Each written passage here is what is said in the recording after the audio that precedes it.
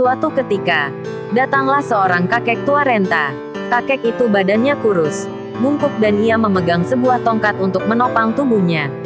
Kakek itu datang untuk meminta air untuk minum. Kakek itu pun berkata, "Tolong berilah aku sedikit air. Saya sangat haus." Tiba kakek itu, tanpa sepatah kata masyarakat tidak menggubrisnya. Mereka sedang asik berjudi, mereka tidak punya belas kasih sedikit pun. Karena tidak terpenuhi hajatnya, kakek ini pun melanjutkan perjalanannya. Kali ini ia bertemu dua suami istri yang berkebun.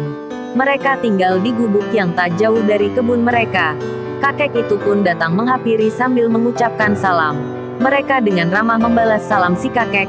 Lalu sang kakek menyampaikan hajatnya. "Bolehkah saya meminta air minum kalian?" ujar sang kakek.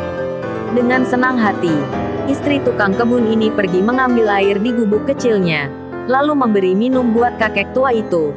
Kakek itu pun merasa segar, ia mengucapkan terima kasih kepada kedua suami istri itu, dan ingin beranjak pergi. Namun sebelum sang kakek melanjutkan perjalanannya, kakek itu berpesan kepada kedua suami istri itu, "Jika sebentar nanti ada gelombang besar yang melanda negeri ini, pergilah bersamaku seraya melanjutkan perjalanannya." Suami istri bingung ketika tiba-tiba kakek itu menghilang.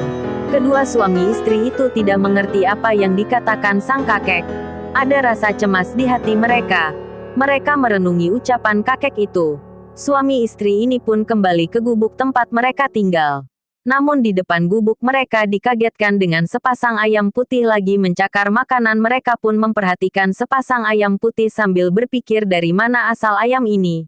Mereka pun memberi makan kepada ayam-ayam itu. Singkat cerita, pada malam harinya tiba-tiba terdengar guntur yang menggelegar, petir yang menyambar yang tidak pernah disaksikan sebelumnya. Pagi harinya terjadi hal aneh. Petir terus menyambar sementara deru ombak memecah pantai, diiringi oleh badai angin yang menghantam negeri Resenggi. Air pasang mulai bergerak masuk ke pemukiman masyarakat. Kedua suami istri bertawakal dan berdoa untuk keselamatan mereka, namun tiba-tiba terdengar suara yang datang dari arah kandang ayam. Mereka pun kaget, ternyata itu adalah suara dari ayam putih. Kedua pasang ayam putih itu meminta kedua suami istri untuk pergi bersama mereka, sebelum ayam putih membawa mereka ke pulau yang baru, yang saat ini diberi nama oleh Belanda Rosengain. Ayam putih itu memutar 3 kali di udara dan pasangan suami istri ini sempat menyaksikan tenggelamnya pulau Resangging. Demikian sebuah cerita rakyat yang melegenda. Wassalamualaikum warahmatullahi wabarakatuh.